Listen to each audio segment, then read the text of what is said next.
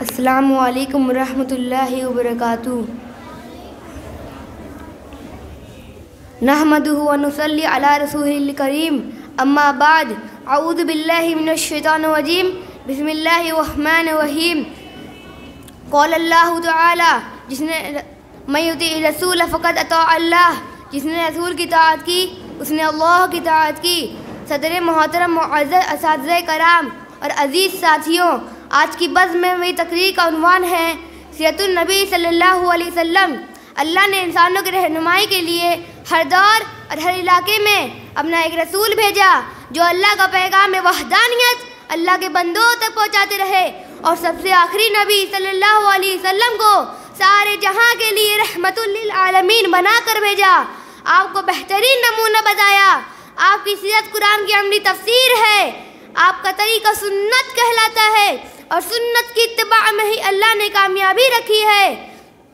رب کائنات نے میرے نبی میں ہر وہ کمال رکھ دیا جس سے انسانیت کی تکمیل ہوتی ہے۔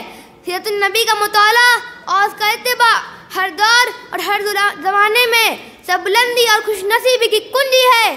آپ صلی اللہ علیہ وسلم شوہر بھی ہیں، آپ باپ بھی ہیں، آپ خضر بھی ہیں، آپ داماد بھی ہیں، آپ تاجر بھی ہیں، آپ قائد بھی ہیں، آپ سپہ سالار بھی ہیں، آپ مظلوم بھی ہیں، آپ مہاجر بھی ہیں، آپ نے زخم بھی کھائے، آپ نے مشقت بھی جھیلی، آپ نے بھوک بھی برداشت کی، آپ نے بکریاں بھی چرائی، آپ نے قیادت بھی فرمائی، آپ نے معاملات بھی کیے، آپ نے قرض بھی لیا، آپ نے ایک انسان کی حیثیت سے معاشرے کا ہر وہ کام کیا جو ایک انسان فطری طور پر کرتا ہے۔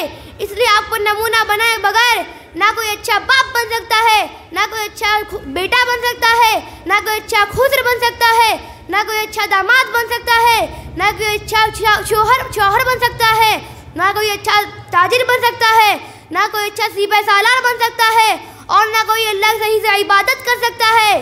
تاریخ شاہد ہے کہ دنیا کی سب سے بہترین جماعت صحابہ کی جماعت ہے۔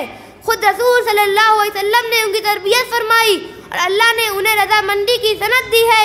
یہی وجہ ہے کہ خود رسول کائنات صلی اللہ علیہ وسلم نے فرمایا، میرے صحابہ ستاروں کی طرح ہے، جن کی بھی پیروی کرو گے ہدایت پا جاؤ گے۔ دوستو، آئیے ہم اور آپ یہ عہد کریں کہ ہم بھی سیرت النبی کے آئینے میں اپنا کردار سنواریں گے اور ایک صالح معاشرے کی تعمیر میں اپنا رول ادا کریں گے۔ انہی چند باتوں کے ساتھ میں اپنی بات کو ختم کرتا ہوں۔ وآخر دعوانا الحمد للہ رب العالمین۔